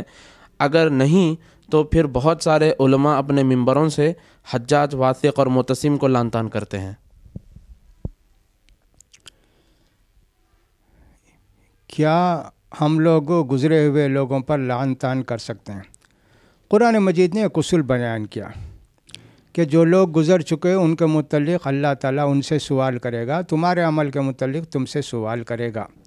جن حاکموں سے غلطیاں ہوئیں ان غلطیوں کو یقیناً آدمی کہے کہ صاحب اتنی بڑی غلطی کسی زمانے ویسی غلطی پھر نہیں ہونی چاہیے۔ جو لوگ کہ ممبر کو ناجائز طور پر استعمال کرتے ہیں کسی کے لعن طعن کے لیے، یہ بالکل غلط طریقہ ہے۔ حضرت عمر بن عبدالعزیز رحمۃ اللہ علیہ کے زمانے تک ایسے ہوتا تھا کہ ممبروں پر کچھ لوگوں کی تعریف کی جاتی تھی، کچھ لوگوں کی مذمت کی جاتی تھی، مسلسل یہ ہوتا تھا بنو امیہ کے دور میں۔ حضرت عمر بن عبدالعزیز رحمۃ اللہ علیہ نے اس کو ختم کیا اور ایک جامع آیت قرآن کی پڑھ کر خطبے کو ختم کیا۔ ان اللہ یامر بالعدل والاحسان وایتاء ذی القربی، یہ آیت پڑھ کے انہوں نے اس کو خطبے میں داخل کیا۔ لہٰذا لعن طعن ممبر پر کرنا یہ نہیں، ممبر پر احکام بیان کیے جاتے ہیں، دین کی باتیں سمجھائی جاتی ہیں، دین کی باتیں بتائی جاتی ہیں۔ چونکہ ممبر اس سے خالی ہو گیا، اب لوگوں کی شکایتیں یا لوگوں کی غلطی بیان کرنے کی جگہ ہو گئی ممبر، اس لیے مسلمانوں کے اندر اصلاح کے بجائے بگاڑ پیدا ہوتے جا رہا ہے۔ لہٰذا گزرے ہوئے لوگوں کا سوال اللہ ان سے کرے گا۔ قبر ہم سے جو سوال ہوں گے اس میں یہ نہیں پوچھا جائے گا کہ معتصم کیسے تھے، واثق کیسے تھے، حجاج کیسے تھے، یہ تو ہم سے پوچھا نہیں جائے گا۔ لہا ما کسبت ولکم ما کسبتم، ان کے عمل کے تعلق سے ان سے پوچھا جائے گا اور تمہارے عمل کے تعلق سے تم سے پوچھا جائے گا۔ لہٰذا ممبروں پر اس طرح کی باتیں کہنا بھی ہم مناسب نہیں سمجھتے ہیں۔ ممبر کا استعمال ہونا چاہیے دینی احکام بیان کرنے کے لیے، دینی باتوں کو لوگوں کو سمجھانے کے لیے، کسی پر لعن طعن کرنے کے لیے ممبر کا استعمال نہیں ہونا چاہیے۔ جزاک اللہ خیر شیخ۔ شیخ ایک بات اور آتی ہے، وہ یہ کہ حجاج کے وقت سعید بن جبیر نے حجاج پر بدعا کی تھی اور کہتے ہیں کہ اس کے بعد حجاج کی موت ہوئی، تو اس پس منظر میں کیا حکمرانوں کے خلاف بولنا اور بدعا کرنا صحیح ہے؟ آپ نے تو بتایا کہ صحیح نہیں ہے، مگر کچھ لوگ ایسا بھی سوال لاتے ہیں کہ حجاج کے دور میں سعید بن جبیر نے بدعا کی تھی اور اسی سے اس کی موت ہوئی تھی۔ موت کا وقت اللہ نے مقرر کر کے رکھا ہے اور موت کا طریقہ بھی اللہ نے رکھا ہے۔ کسی کے بدعا سے کوئی مر نہیں جاتا، یہ تو بالکل غلط بات ہے۔ حضرت سعید بن جبیر رضی اللہ تعالیٰ عنہ سے حجاج کے یا کہ صاحب اس وقت کے حکومت کے اختلافات تھے یقیناً، لیکن سعید ابن جبیر نے بددعا کی، اس کی وجہ سے حجاج مر گیا۔ تو اس سے کیا ثابت ہوا؟ آپ کی بات کو ہم تھوڑی دیر کے لیے مان لیتے ہیں۔ اس سے یہ معلوم ہوا کہ آپ دعا کیجئے کہ اللہ فاسقوں کو ہدایت دے اور نیک کام کو اللہ تعالیٰ اور زیادہ تقویت دے۔ یہی نہ کر سکتے؟ بغاوت کا کہاں ثبوت ملا؟ مظاہرے کا کہاں ثبوت ملا؟ کہ صاحب ان کے خلاف خروج کرنے کا کہاں ثبوت ملا؟ حجاج کے زمانے میں کتنے لوگوں نے بغاوت کی، کتنے سرکش لوگ تھے، حکومت کی بات نہیں مانتے تھے، ممبر پر جا بیٹھتا تھا کنکری مارتے تھے، کیا کیا کرتے تھے، ان کو سزا حجاج نے دی۔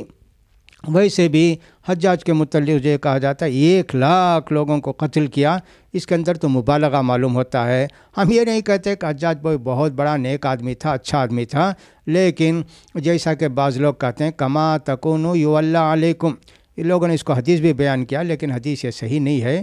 جیسے تم ویسے تمہارے حاکم بنیں گے، تم نیک ہو تو تمہارے حاکم نیک، تم بد کردار بد عمل باغی ہو تو ویسے حاکم تمہارے اوپر مسلط کیا جائے گا۔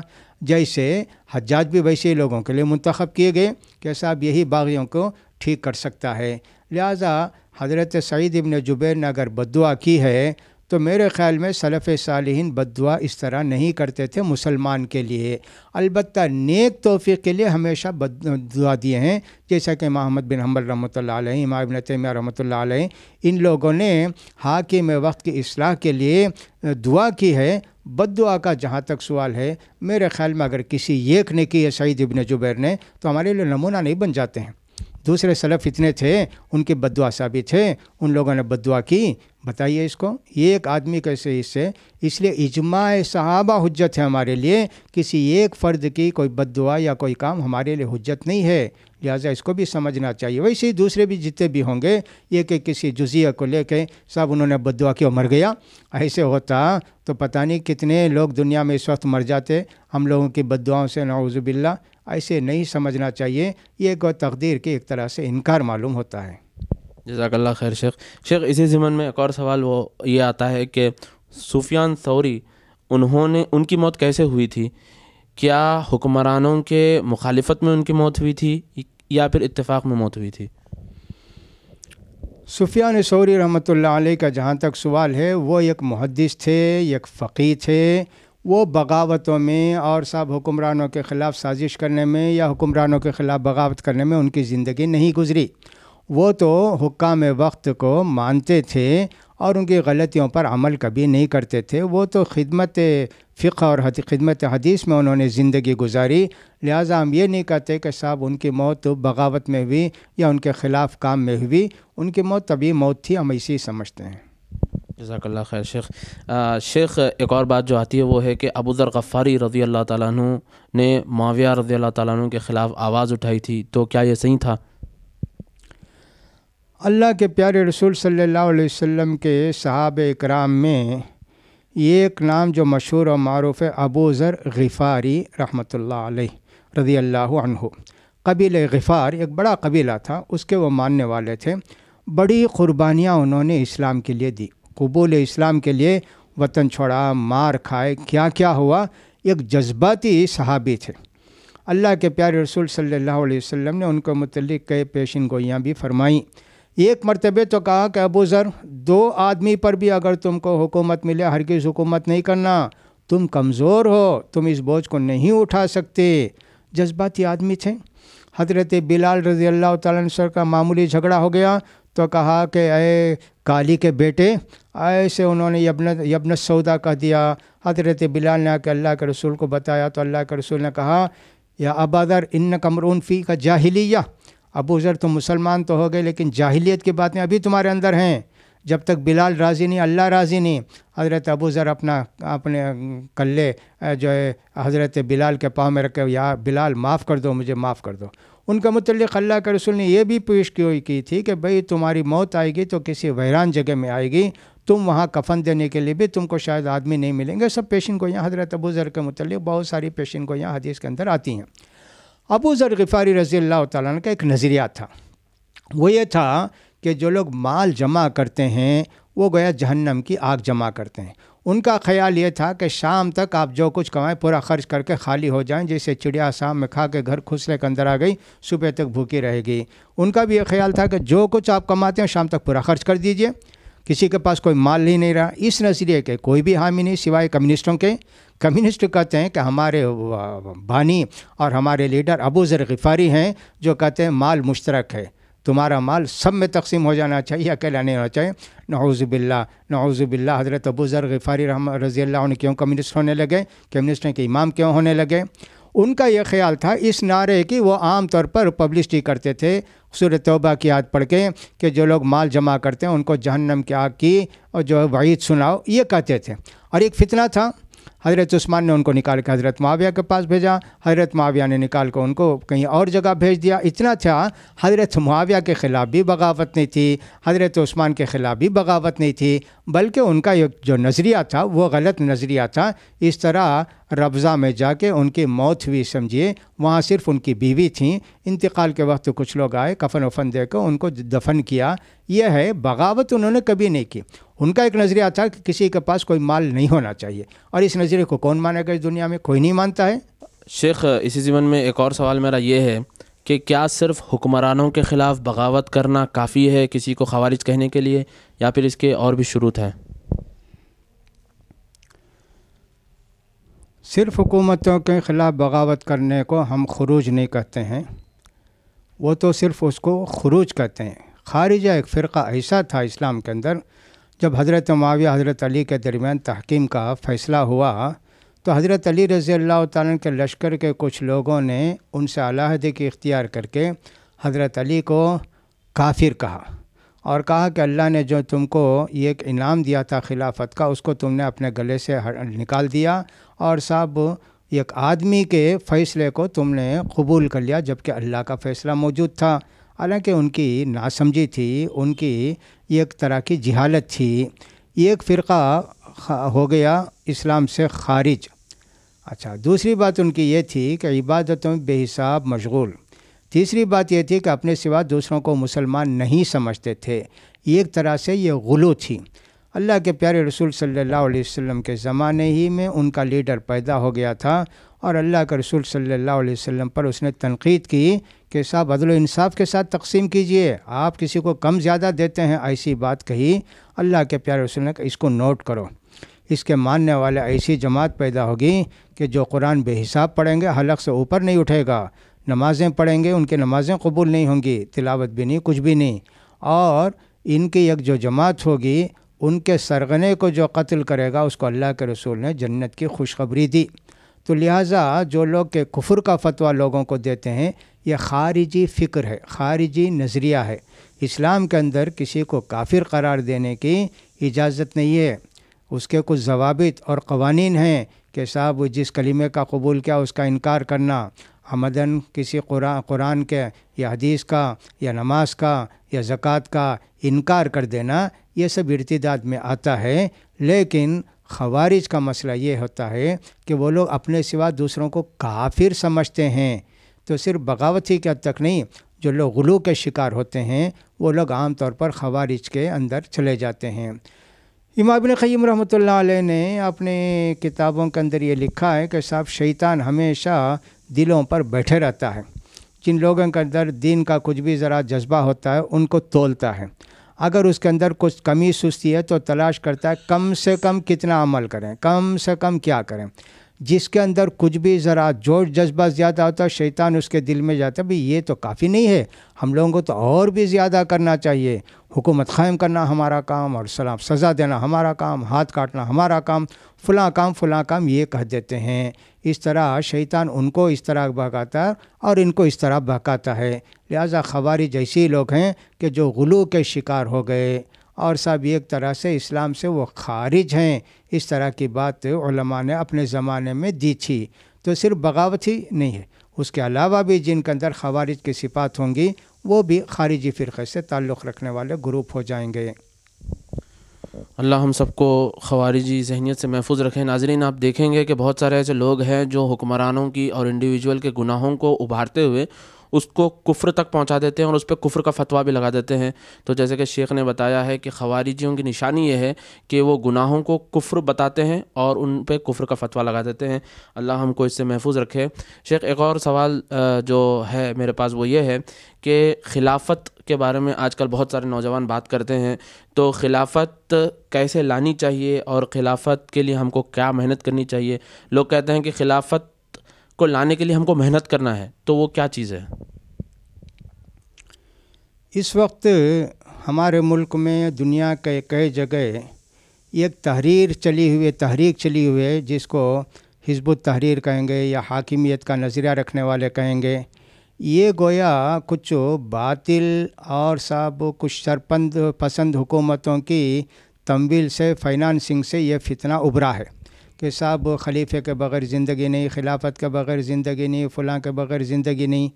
انہوں نے خلافت کو یا کہ یوں سمجھیے کہ حکومت کو اپنا مطمع نظر بنا لیا اور اسی کو اپنا مقصد حیات بنا لیا۔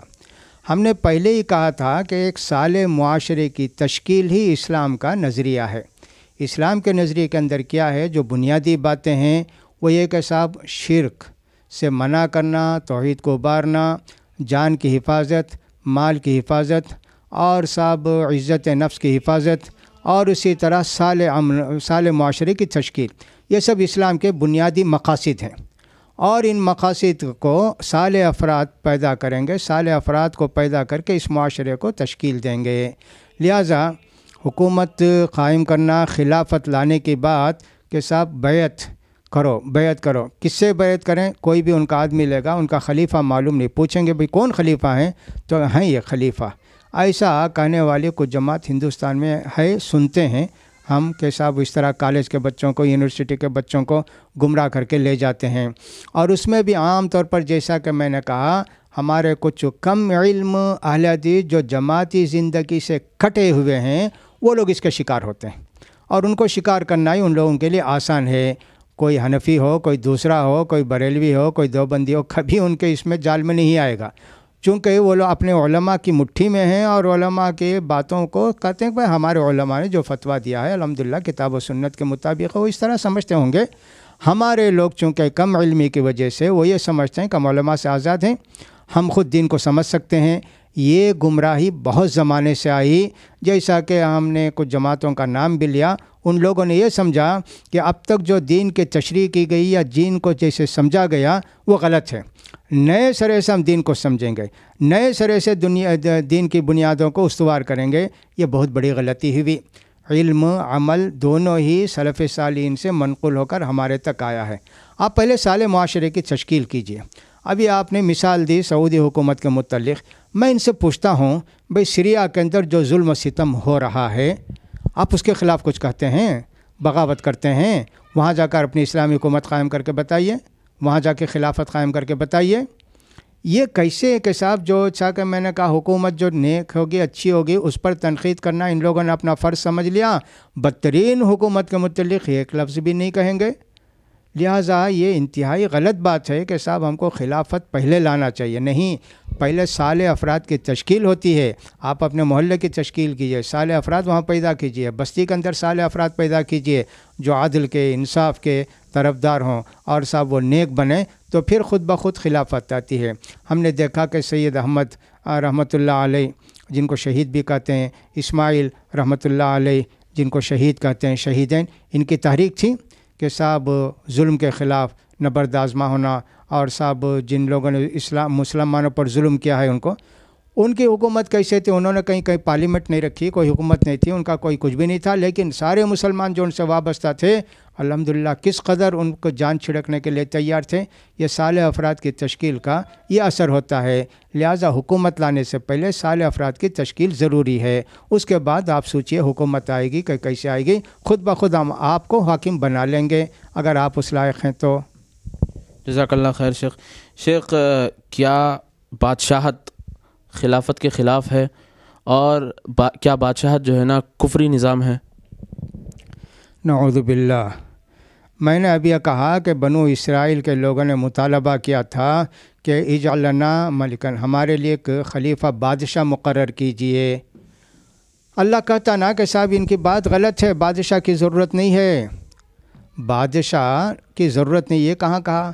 سلیمان علیہ السلام بادشاہ تھے، داؤد علیہ السلام بادشاہ تھے. تو انہوں نے اصل میں یہ نہیں کہا، وہ وراثتاً بادشاہت کی بات شاید یہ کہنا چاہتے ہیں کہ مرنے والے اپنے بیٹے کو اور وہ اپنے بیٹے کو بنا کے جائے، شاید یہ بات کہتے ہیں. یقیناً یہ اسلامی جو خلافت شروع میں تھی اس خلافت کے خلاف ہے.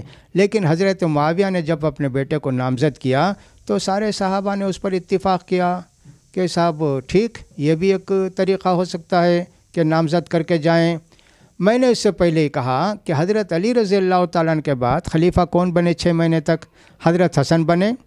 تو وہاں بھی تو باپ بیٹے کا سلسلہ تھا، اس پر کیوں نگاہ نہیں جاتی کہ صاحب یہ کوئی ممنوع چیز نہیں ہے بادشاہت اسلام کے اندر، بلکہ نظام کو قائم کرنے کے لیے اگر وہی مصلحت ہے تو ٹھیک ہے.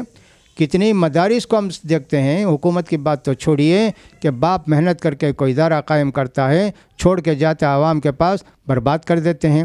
اس کا بیٹا جانتا ہے یا بیٹے کو سمجھاتے ہیں کہ اتنی قربانیوں کے بعد یہ مدرسہ قائم ہوا، اس کو رکھنا، اس کو بنانا، اس کو چلانا ضروری ہے، تو باپ اس کا حق ادا بیٹا اس کا حق ادا کرتا ہے. تو حکومت یہ جو کہتے ہیں کہ صاحب ملوکیت خلافت کے خلاف ہے، بالکل غلط بات ہے. صاحب ہم دیکھتے ہیں بنو اسرائیل کے اندر ایک حاکم بھی تھا، ایک ملک بھی ہوتا تھا، اور ایک ملک ہوتا تھا، حاکم ہوتا تھا، اور ایک نبی ہوتا تھا. نبی سے مشورہ لے کے حاکم اور ملک عمل کرتا تھا. یہ کیسے ہو جائے گی بغاوت؟ یہ کفر کا نظام کیسے ہو جائے گا؟ ہرگز یہ بات قابل قبول نہیں ہے. جزاک اللہ شیخ.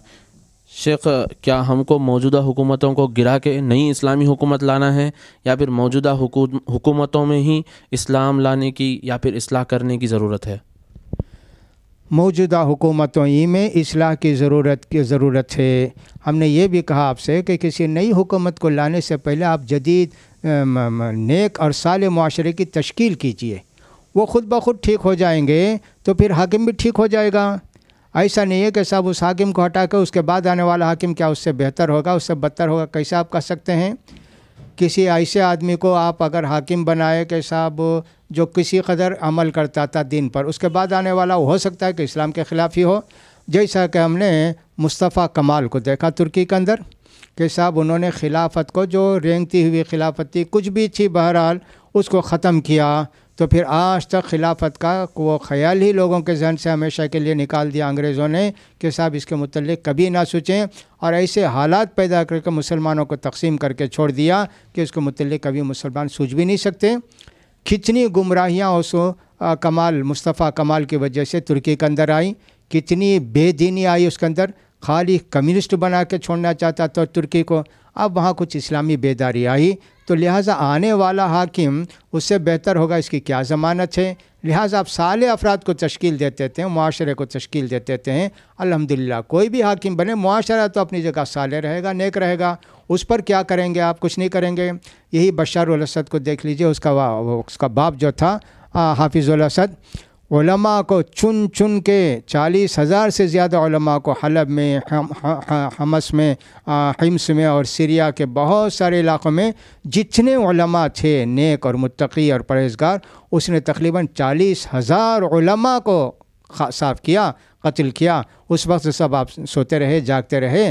وہاں کبھی نہیں سوچا کہ صاحب یہاں حکومت کی تبدیل لانا چاہیے، بغاوت کرنا چاہیے. وہاں تو کبھی نہیں سوچا آپ لوگوں نے.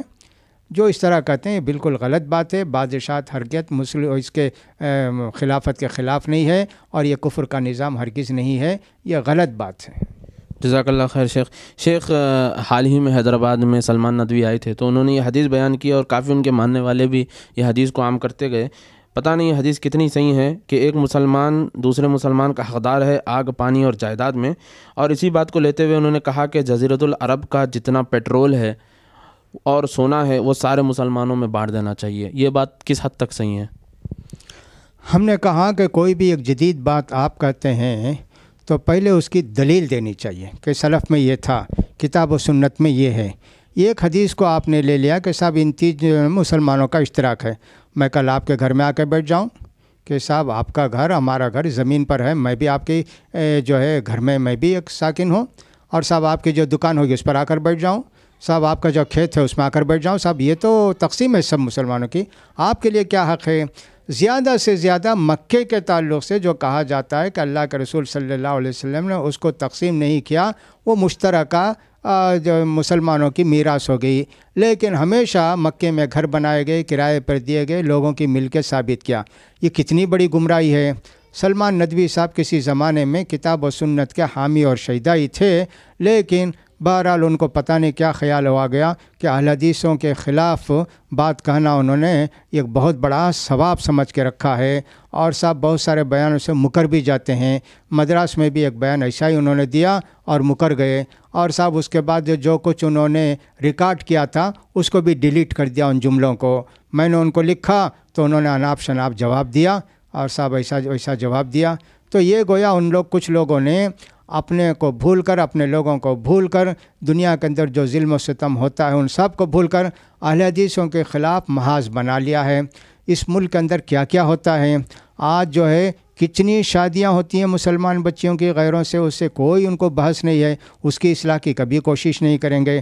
شرک و بدعت کے کام کتنے ہوتے ہیں، اس کی کبھی کوشش نہیں کریں گے۔ پتہ نہیں کتنی گمراہیاں، سود ہے، فلاں ہے، معاشرہ اس قدر گناہوں کا عادی یا مرتکب ہو رہا ہے، اس کے خلاف کبھی بولیں گے نہیں۔ موقع ملے گا تو اہل حدیثوں کے خلاف بولیں گے۔ ان کو شاید چاہیے کہ وہاں کا کچھ پیسہ چاہیے، حکومت کی طرف سے چاہیے، چندہ چاہیے، وہ اگر دیں گے تو حکومت جب ٹھیک ہو جائے گی۔ اگر چندہ ان کو نہیں دے گی حکومت، تب وہ حکومت جو ہے غلط ہو جائے گی، وہ حکومت کے خلاف خروج جائز ہو جائے گا۔ تو آپ اگر مشترک اس کو سمجھتے ہیں، پانی کو بھی اور صاحب زمین کو بھی اور آگ کو بھی، تو اس کا مطلب یہی ہوا کہ صاحب کوئی چیز کسی کی ملکیت ہی نہیں ہے۔ تو کس حکومت نے، جب کسی حکومت نے فتح کیا ہے کسی ملک کو قربانی دے کر، تو وہ گویا اس کی حکومت کی ملکیت ہوئی، اور حکومت وہ چاہے جیسے تقسیم کریں۔ یہ کیسے اشتراک ہو گیا؟ تو مکے کی زمین میں جا کر آپ بیٹھ جائیے کہ صاحب علماء کا فتویٰ بھی ہے کہ مکے کی زمین مشترک ہے، کرایہ مت دیجیے، ہوٹل میں جا کے بیٹھ جائیے وہاں۔ صاحب یہ تو مشترک ہے، تم کیسے کرایہ لیتے ہو؟ جس نے بلڈنگ بنائی، خرچہ کیا، تو ان سب کو بھول جائیے آپ۔ یہ بھی ایک گمراہی ہے جو اہل حدیثوں کے خلاف، سعودی حکومت کے خلاف گویا بیان دینا ان لوگوں نے پتہ نہیں کیسے کار ثواب سمجھ لیا ہے۔ یہ بہت ہی افسوس کی بات ہے کہ عالم ہو کر بھی اس طرح کی جہالت کی باتیں کی جاتی ہیں۔ اللہ تعالیٰ ان سب کو نیک توفیق دے، یہی ہماری دعا ہے۔ آخری چند سوال ہے شیخ، اس میں سے ایک یہ ہے کہ جو شروط خلیفہ کے خلاف بغاوت کرنے میں آتے ہیں، کیا وہی بادشاہ کے خلاف بغاوت کرنے میں آتے ہیں؟ ہم نے بادشاہت کے خلاف یا خلافت کے خلاف بغاوت کو ناجائز قرار دیا ہے۔ اس کے لیے ہم نے شرط حدیث میں صرف ایک ہے، الا ان تروا کفرا بواحا، حاکم وقت اگر صریح کافر ہو جائے تو اس کے خلاف بغاوت کرو، اس کو نکالو۔ باقی کتنا ہی وہ گنہگار ہو، مجرم ہو، فلاں ہو، کبھی نہیں کہا۔ اللہ تعالیٰ نے قرآن مجید کے اندر جو بات کہی ہے، یا ایھا الذین آمنوا اطیعوا اللہ واطیعوا الرسول واولی الامر منکم، یہ تین باتیں قرآن نے کہی سورہ نساء کے اندر۔ اللہ کی بات مانو، اللہ کے رسول کی بات مانو، اور حکمران وقت کی یا علماء کی بات مانو۔ اولو الامر سے مراد یا تو علماء ہیں یا ایک حکام ہیں یا دونوں ہیں۔ اس کے لیے قرآن نے یہ قید نہیں لگایا کہ اگر وہ نمازی ہوں، اگر وہ نیک ہوں، اگر وہ اطاعت شعار ہوں، تہجد گزار ہوں، کچھ بھی نہیں کہا۔ وہ اولو الامر برے ہوں یا اچھے ہوں، ہاں کفر کے اگر مرتکب ہیں تو ایسی صورت میں ان کی حکومت ہی ہمارے لیے ناقابل قبول ہے۔ ایسی صورت میں اس کو ہٹایا جائے گا، جس راستے سے بھی ہو، جس طریقے سے بھی ہو۔ اس کے علاوہ نہ ملوکیت کے خلاف بغاوت جائز ہے، نہ خلافت کے خلاف بغاوت جائز ہے، حاکم وہ جیسا بھی ہو۔ سلف صالحین کی تاریخ میں آپ پڑھیں گے صاحب کتنی حاکم کیسے تھے، اللہ اکبر، بہت شیعہ جن کو کہتے ہیں وہ سب بھی تھے۔ جیسے لکھنؤ کے اندر حکومت کس کی تھی؟ بھائی واجد علی شاہ کی تھی۔ وہ کیا اہل سنت والجماعت میں سے تھے کیا؟ تو اس وقت آپ دیکھتے ہیں کیا جتنے اہل سنت والجماعت تھے تو کس کی حکومت کے ماتحت تھے؟ رامپور کو دیکھ لیجئے، اور صاحب اسی طرح دوسری جگہوں کو دیکھ لیجئے، حیدرآباد کے اندر بھی یہ حکومت ایسی تھی، سمجھے کہ سب مخلوط حکومت تھی۔ تو یہاں اس طرح کی بغاوت وغیرہ کبھی نہیں نہ ہوئی، یہاں علماء نہیں تھے، یہاں نیک لوگ نہیں تھے، کچھ بھی نہیں تھے کیا؟ تو لہٰذا ہم نے پہلے ہی کہہ دیا کہ حکومت کے خلاف بغاوت و ملوکیتوں کے خلافت ہو، ہم اس کو جائز نہیں سمجھتے ہیں۔ جزاک اللہ خیر شیخ، آخری سوال یہ ہے کہ مصر میں حال ہی میں جو ہوا، اس کو لے کر بہت سارے لوگ سعودی عرب پہ کلام کر رہے ہیں، برا بھلا بول رہے ہیں، اناپ شناپ بک رہے ہیں، تو اس پر آپ کا نظریہ کیا ہے؟ میں نے یہ کہا حالات دنیا کا ویسے ہو گئے ہیں، آدمی اپنی حکومت، اپنے لوگ، اپنے محلہ اور اپنے بستی کی بات کرے تو بہتر ہے۔ بیٹھے ہندوستان کے ایک جھوپڑے میں اور بات کریں مصر کے بھی اور سعودی عرب کی بھی اور امریکہ کے بھی، واشنگٹن کے بھی اور سب فلاں کی، یہ آدمی کے لیے زیب نہیں دیتا۔ مصر کے حالات مصر کے لوگ بہتر جانتے ہیں، یہ ایک بات۔ دوسری بات یہ ہے کہ جماعت اسلامی اور اخوان المسلمین میں بھی بہت سے لوگوں کا ملوکیت کے خلاف نظریہ ہے کہ ملوکیت اسلام کے نظام کے خلاف ایک نظریہ ہے۔ یوم اول سے وہ لوگ یہ دعوت دیتے آ رہے ہیں، لہٰذا سعودی عرب میں ملوکیت قائم ہے۔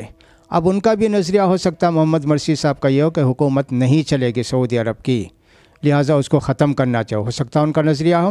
شروع میں آپ نے دیکھا کہ جب وہ حکومت میں کھڑے ہوئے انتخابات میں، بہت سے لوگوں نے، سعودی حکومت نے بھی اور سب اہل حدیثوں نے بھی ان کی تائید کی کہ صاحب ایک صالح نیک آدمی ہے، لیکن اس کے بعد ایران جانا، ان کا جو ہے وہاں سے معاہدہ کرنا، ان کے ساتھ اشتراک کرنا، فلاں کرنا، یہ سب ہوا تو سعودی حکومت کو بھی ان سے شکایت ہو گئی، لہٰذا ان کے ساتھ ہم اب بھی یہی کہتے ہیں محمد مرسی کی حکومت بالکل ٹھیک تھی، وہ صحیح طریقے سے انتخاب لڑ کر جیت کر آئے تھے۔ جن لوگوں نے اس کے خلاف بغاوت کی وہ مجرم ہیں، ہم یہ کہہ سکتے ہیں، لیکن ہم حکومت کا توازن کریں کہ سعودی عرب حکومت جو ان کو نہیں مانتی ہے، فلاں کرتی ہے، اب لعن طعن کریں، یہ کہاں سے جائز ہو گیا؟ دنیا میں کوئی بھی حکومت، وہ صحیح ہو کہ غلط حکومت ہو، اپنے خلاف کوئی بات سننا کبھی گوارا نہیں کرتی، اس حکومت کا تختہ الٹنے کے لیے کبھی کوئی اجازت نہیں دیتی۔ لہٰذا مصر میں جو کچھ ہوا وہ ان کا معاملہ ہے، وہاں کے لوگ اس مسئلے کو حل کریں، ہم یہاں بیٹھ کر اس مسئلے کو کیا حل کریں؟ ہم حل نہیں کر سکتے۔ سعودی حکومت نے ان سے کبھی جو ہے وہ نہیں کیا کہ صاحب یہ محمد مرسی غلط آدمی ہے، ملحد ہے، کافر ہے، کبھی یہ نہیں کہا۔ ان کی بے حساب انہوں نے مدح ثنائی کی، ان کا شاندار استقبال کیا، سب کچھ ہوا، لیکن ان کا ایران جانا، ایران کے لوگوں سے تعلق کرنا، یہ بنیاد کہاں سے ہے؟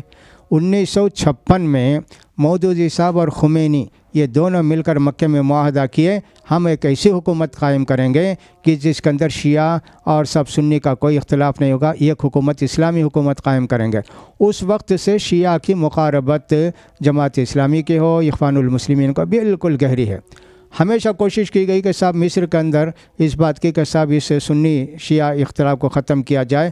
دار التقریب کے نام سے بھی وہ ایک بڑا ادارہ تھا کہ دونوں کو قریب لانے کا، ویسا ہی نظریہ ہو سکتا ہے ان کا بھی ہو، محمد مرسی صاحب کا بھی ہو جائے۔ ہم نے بھی خمینی حکومت جب قائم ہوئی بیان ان کے سنے کہ صاحب یہ سب ایسا ہے ویسا ہے، ہم سب ایک ہیں، خوش تھے، لیکن بہت جلدی معلوم ہو گیا کہ وہ بھی پکے شیعہ ہیں اور سب خلفائے راشدین کے خلاف ہیں سوا علی کے، اور سارے صحابہ کے تکفیر کے قائل ہیں۔ ایسے نظریے رکھنے والے کا ساتھ کیسے کوئی دے سکتا ہے؟ لہٰذا مصر کا معاملہ مصر کے لوگ حل کریں گے، وہاں کے لوگ حل کریں گے، ہم کو یہاں بیٹھ کر فتویٰ بازی کی ضرورت نہیں ہے۔ حالات جب تک معلوم نہ ہو اس سلسلے میں گفتگو کرنا بھی ہمارے لیے مناسب نہیں ہے۔ ہم یہ ضرور کہتے ہیں کہ صاحب محمد مرسی آئے انتخاب کے ساتھ اور ان کا آنا بالکل ٹھیک تھا، ان کے خلاف جنہوں نے بغاوت کی وہ مجرم ہیں، غلط ہیں، یہ تو ہم کہہ سکتے ہیں دنیا کے قانون کو رکھتے ہوئے اور اسلام کی باتوں کو رکھتے ہوئے، لیکن اس سے بڑھ کر ہم حکومت کے اختلافات کو لے کے بات کریں، چھوٹا منہ بڑی بات والی بات ہو جائے گی، اس لیے ہم اس کو زیادہ اس کے متعلق کہنا نہیں چاہتے۔ بہت میں آپ کا شکر گزار ہوں کہ صاحب آپ نے یہ وقت دیا اپنی باتیں رکھنے کا۔ بہت سارے سوالات ایسے تھے کہ ان کے جواب بہت تفصیلی دینے تھے، لیکن وقت چونکہ بہت زیادہ ہمارے پاس نہیں ہے، اس لیے ہم نے کچھ سوالوں کے جواب مختصر طور پر دیے۔ یقیناً کچھ لوگوں کو ہمارے کچھ باتوں سے تکلیف ہوگی، اس لیے کہ وہ ان کے فیور میں ہوں گے، ان کی تائید میں ہوں گے، ہم اس کے لیے معذرت خواہ ہیں۔ جو ہم حق سمجھتے ہیں اس کو بولنے کی کوشش کرتے ہیں۔ ہر انسان سے غلطی ہو سکتی ہے، اگر ہم سے بھی کوئی غلطی ہوئی ہے، شریعت کے خلاف کوئی بات ہمارے منہ سے نکلی ہے، تو اللہ تعالیٰ ہم کو نیک توفیق دے اور اس بات کو لوگوں کے ذہن سے نکال دے۔ ہم نے جو حق سمجھا، ٹھیک سمجھا، اس کو ہم نے بتایا، اللہ قبول فرمائے۔ وآخر دعوانا الحمدللہ رب العالمین۔ جزاک اللہ خیر شیخ۔ ہم شیخ کے بڑے شکر گزار ہیں کہ شیخ نے اپنا وقت دیا ہے، خاص طور پہ حیدرآباد آنے کے بعد آپ نے ہمیں وقت دیا کہ ہم آپ سے یہ سوالات کریں، اور ناظرین ہم امید کرتے ہیں کہ بہت سارے مسکنسیپشن جو آپ کے ذہن میں تھے وہ کلیئر ہو چکے ہیں۔ اگر آپ کو یہ ویڈیو پسند آ رہا ہے یا پسند آیا ہے تو آپ اس ویڈیو کو فیس بک کے ذریعے، اپنے جی میل اور یاہو کانٹیکٹس کے ذریعے دوسروں تک پھیلائیے، کیونکہ یہ جو فتنہ ہے بہت بڑھتا جا رہا ہے۔ تو عین ممکن ہے کہ آپ اور ہم بھی اس فتنے میں آ جائیں، آپ کے اور ہمارے بھائی بھی اس فتنے میں آ جائیں، آپ کے ہمارے بچے بھی اس فتنے میں آ جائیں۔ تو بہتر ہے کہ ہم یہ باتیں جو آج سنے ہیں ان باتوں کو ہم لوگوں تک پھیلائیں۔ وآخر الدعوانا الحمدللہ رب العالمین۔ السلام علیکم ورحمۃ اللہ وبرکاتہ۔